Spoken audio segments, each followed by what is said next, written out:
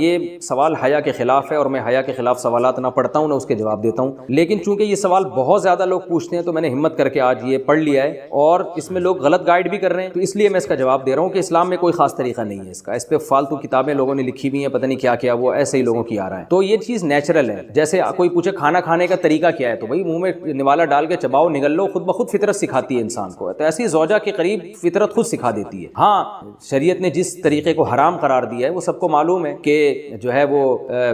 اللہ تعالیٰ نے جو بدکار لوگ جس طرح سے کرتے ہیں، جو لڑکوں سے بدفعلی کرنے والے لوگ ہیں، وہ طریقہ حرام ہے۔ تو باقی اللہ تعالیٰ نے میاں بیوی کا معاملہ رکھا ہے، ایک دوسرے کا لباس ہے، تو کمرے کی باتیں ہیں وہ جیسے چاہیں مناسب سمجھیں، وہ ان کا اپنا ذاتی عمل ہے، اس کا کوئی خاص طریقہ نہیں ہے، اور یہ نیچر انسان کو خود سکھاتی ہے، نہ یہ طریقے نہ کسی سے سیکھنے کی ضرورت ہے۔ بعض لوگ تو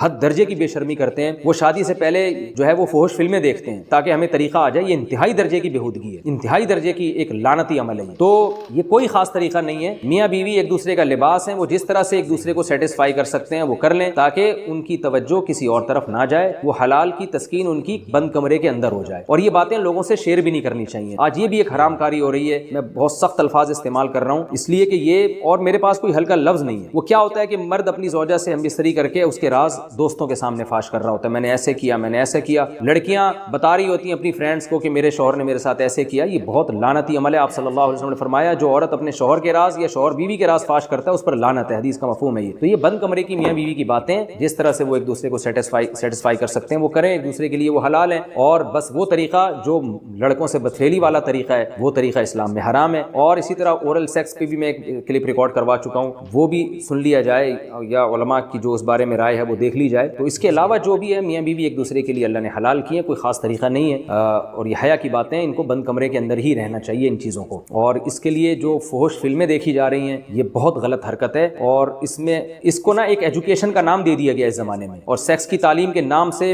بچوں کو پڑھایا جا رہا ہے اسکول میں، یہ سب بےہودگی ہے۔ لاکھوں سال سے انسان دنیا میں زندہ ہے، تو کیا اس کو یہ پتہ ہی نہیں تھا، اور یہ ساری 6 ارب انسان ایسے ہی بغیر تعلیم کے پیدا ہو گئے ہیں کیا؟ تو یہ تو چیزیں نیچر خود سکھا دیتی ہے انسان کو کہ کیا کرنا ہے، کیسے کرنا ہے، اس میں کوئی اسکول کالج میں پڑھنے کی ضرورت نہیں ہے۔ ہاں، شرعی احکام اس کے 2-4 ہیں، وہ علماء بتاتے رہتے ہیں، وہ کتابوں میں لکھے ہوئے ہیں کہ کون سا راستہ حرام ہے اور کون سے راستے میں آنا جائز ہے۔ تو اس لیے میں نے بہت ہی دل پہ پتھر رکھ کے آج اس کلپ کو ریکارڈ کروایا ہے، تاکہ لوگ اس بارے میں غلط طرف نہ جائیں اور ایک چیز کو ایک بہت بڑا ایشو نہ بنا لیں لوگ۔ شہد کھانے کا صحیح طریقہ کیا؟ صبح خالی پیٹ شہد کھا سکتے ہیں؟ نیز شہد کھانے کا سب سے بہتر طریقہ بتا دیں۔ محمد اسلام بہار سے۔ محمد اسلام صاحب، آپ نے مجھے حکیم سمجھا ہوا ہے، میں حکیم نہیں ہوں، نہ میں ڈاکٹر ہوں۔ شہد جس طرح سے کھائیں کھا سکتے ہیں۔ اچھا، شہد کے فضائل میں اتنی بات تو ثابت ہے کہ اس میں شفا ہے، باقی کھانے کے جو طریقے حدیثوں میں بیان کیے جاتے ہیں نا، یہ ضعیف من گھڑت حدیثیں اکثر، کہ جو خالی پیٹ شہد کھائے گا اس کو یہ فائدہ ہوگا، ایسی کوئی روایتیں نہیں ہیں، موضوع من گھڑت روایتیں ہیں۔ کچھ شہد کے بارے میں حدیث صحیح بھی ہے، لیکن عام طور پر جو حکیموں کی کتابوں میں حدیثیں لکھی ہوتی ہیں اکثر من گھڑت ہیں۔ تو شہد کھائیں، بس نہار منہ کھائیں، ناشتے کے بعد کھائیں، یا آپ جانیں، آپ کا پیٹ جانے، آپ کے محلے کے ڈاکٹر یا حکیم جانے، تو میں تو آپ کو یہ بتاؤں گا کہ کھائیں ضرور، خالص شہد و بشرطے کے۔